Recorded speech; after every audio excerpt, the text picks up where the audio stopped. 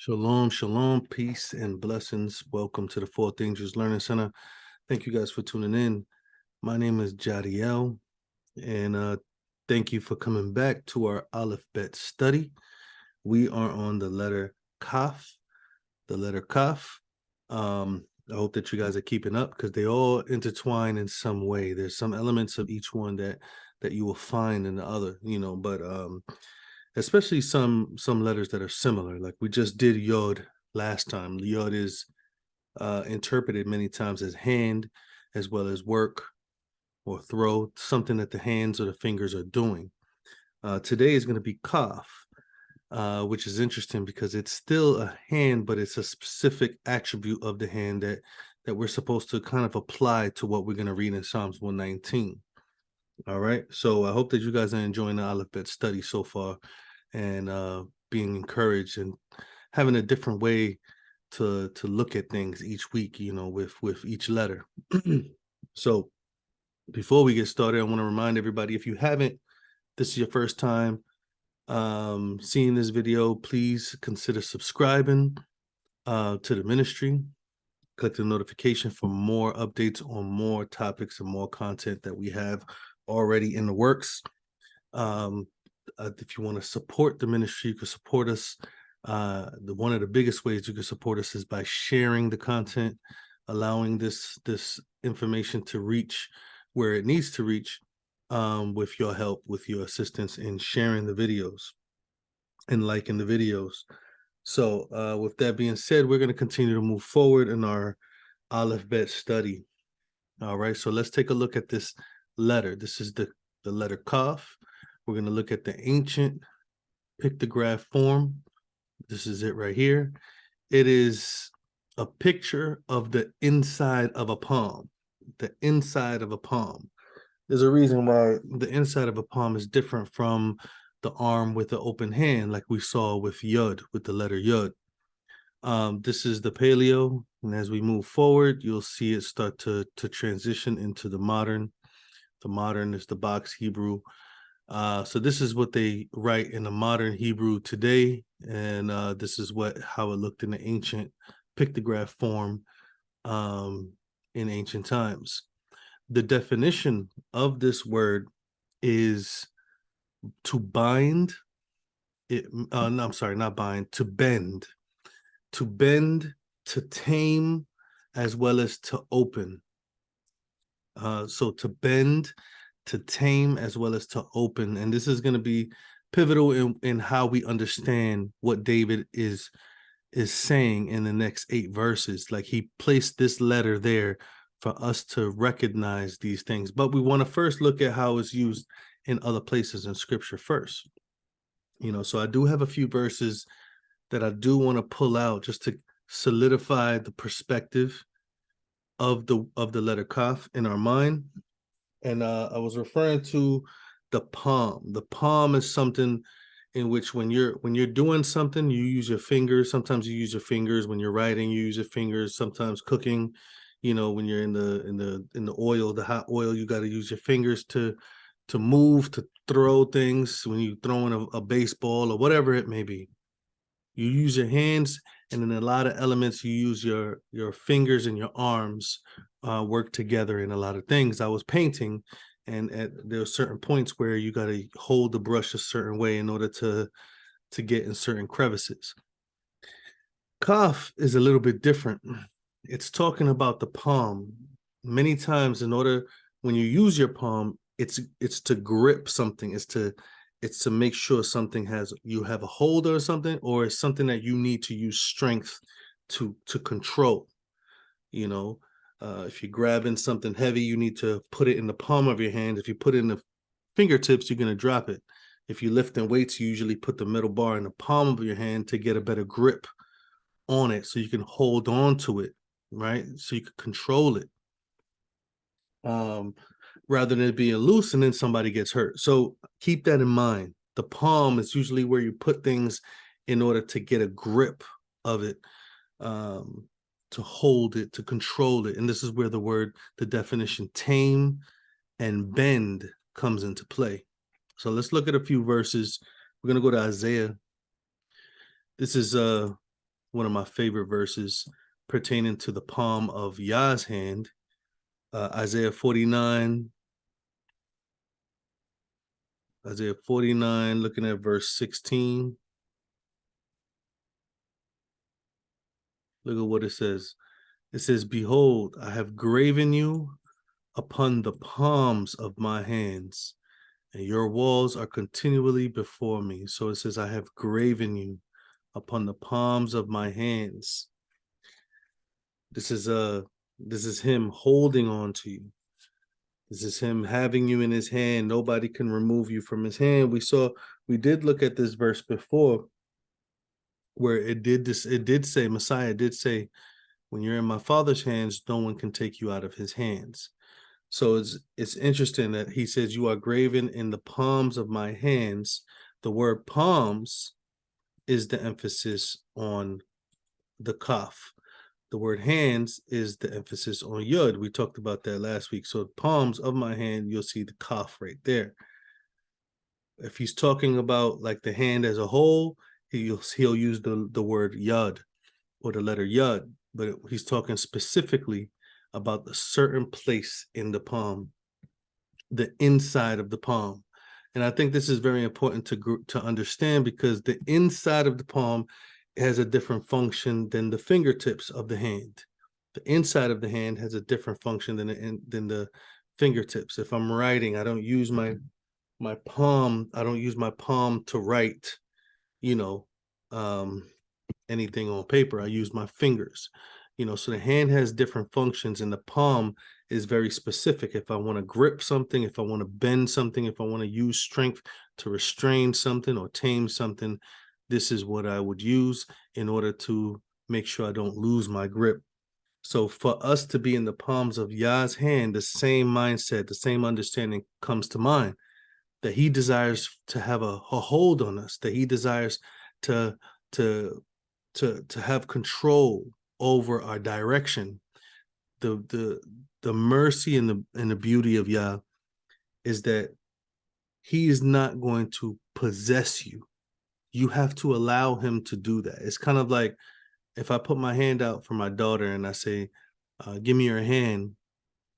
When I grab her hand, I usually grab her at the palm of her hand. So that way, when we're walking across the street, I have a good grip on her hand, and I can move her to safety if I need to. You understand? This is the same mindset that Yah is having. If I graven you in the palms of my hand, I can direct you and move you to a place to keep you out of harm's way when you're not seeing, to make you move out of the way when you're not looking or not paying attention. But you still have the ability to move away. There's moments where I have her hand and I have the ability to move her, but there's moments where, my daughter may pull her hand out of my hands. She's free to do so. She'll get in trouble, but she's free to do so. But the point is, I'm able to have more of a control over her when she is at her palms against my palms. Now we know that the word palms is an emphasis on being inside as well, because this same word for palm is also the word for the sole of your feet, or the inside of your feet. Let's look at that in Joshua chapter 1, verse 3. It says, every place that the sole of your foot shall tread upon, that have I given unto you. And as I said unto Moshe. So the sole, the word sole of your foot, the word sole means the same thing. It is kaf. Let me see if I can show you guys. See that? The word sole is kaf. The kaf of your regel, this foot. So the kaf of your regel. So it's talking about the inside of your foot. The inside of your foot. So it's very important that we understand the precept, the principle. It's to grab hold of. To bend something, you would have to make sure that it's in the strongest part of your hand, which is your palms. And then you close your fingers around it, and then you bend.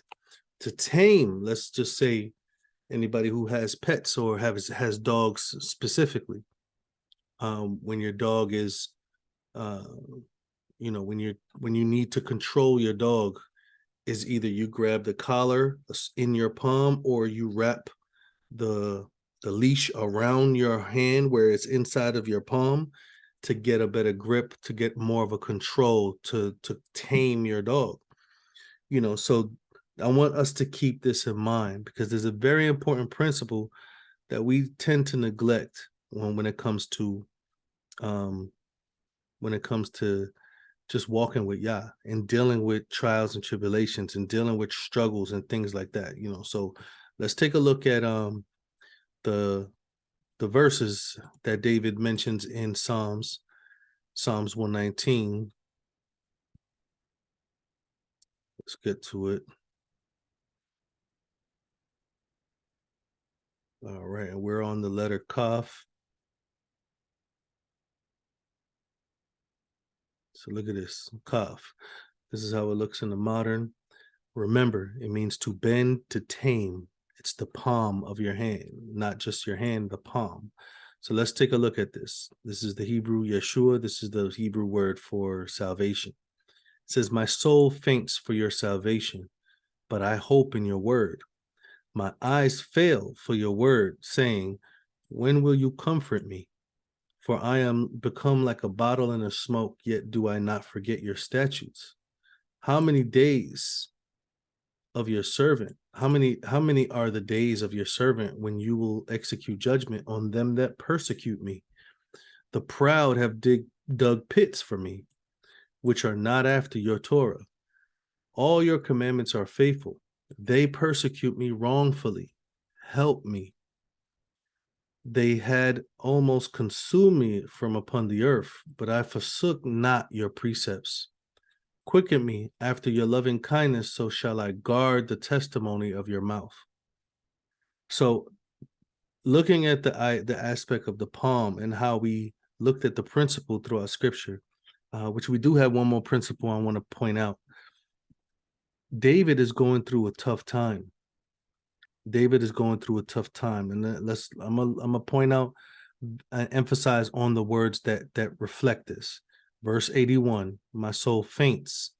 82, my eyes fail for your word. When will you comfort me?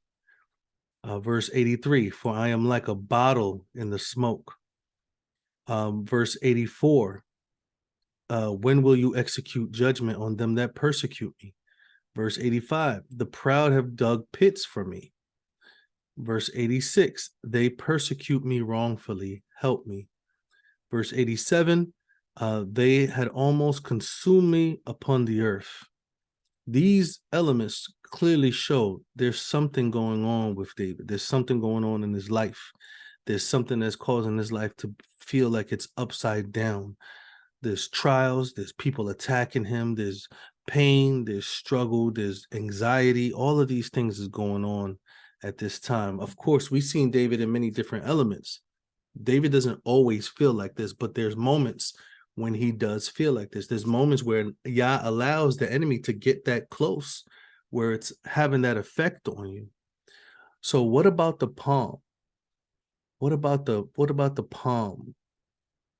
That does Yah want us to maintain? The grip, the control, right?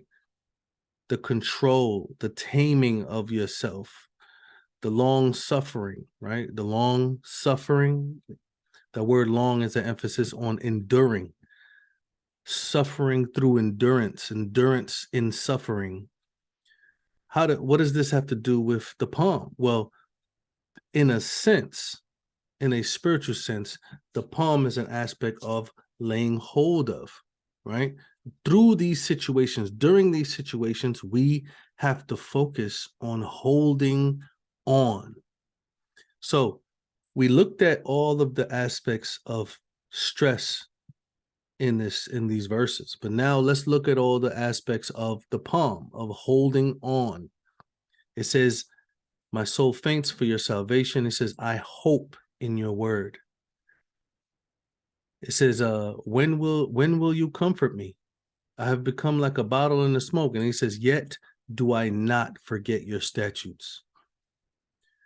It says, the proud have dug pits for me, which are not after your Torah. And then he says, all your commandments are faithful. All your commandments are faithful, keeping his mind focused. Even though they persecute him wrongfully and he's asking and crying out for help, he has to recognize in his mind that Yah is faithful and his words are promises. They have almost consumed me upon the earth. And look what he says in verse 87. But I forsook not your precepts.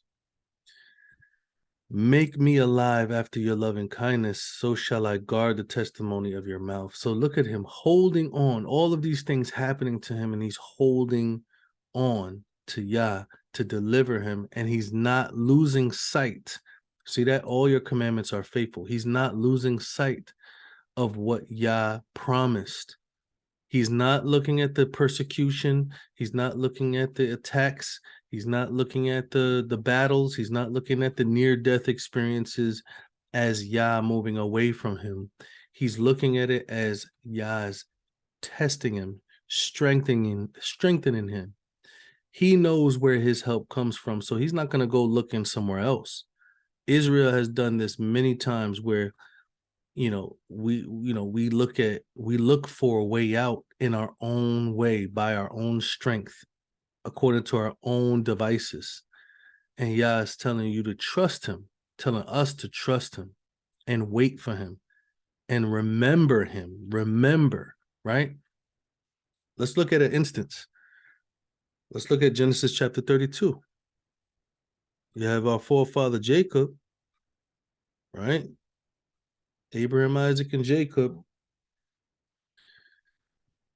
At Genesis 32, looking at verse 24 down to 26. Now check this out. It says, and Jacob was left alone, and there wrestled with the man with him until the breaking of day.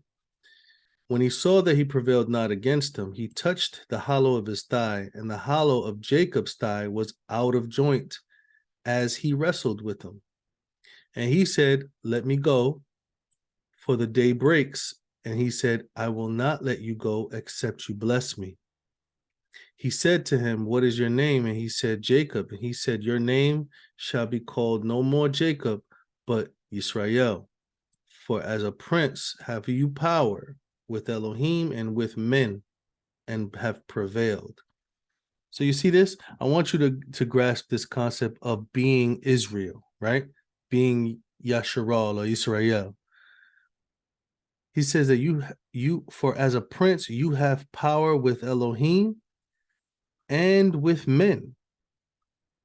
So he understands that there's going to be moments that it feels like you're wrestling with Elohim, and there's going to be a moment where it feels like you're wrestling with men. And listen to what he said. This is the same thing he says in Psalms 119, where he's talking about the persecution. He's talking about the attacks. He's talking about being consumed from the earth, but he's talking about holding on to his precepts, his statutes, recognizing that his commandments are faithful.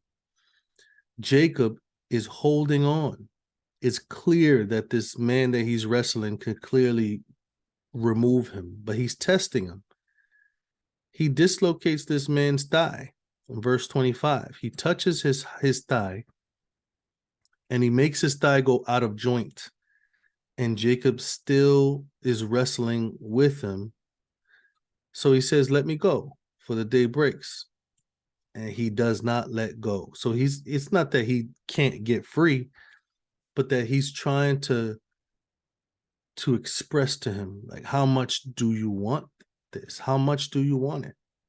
I believe that because of the mercy of Yah and the experience that I had in my life, where many times I've let go, many times I've quit, but it's because I was consumed with my own thoughts, and I did not hold on.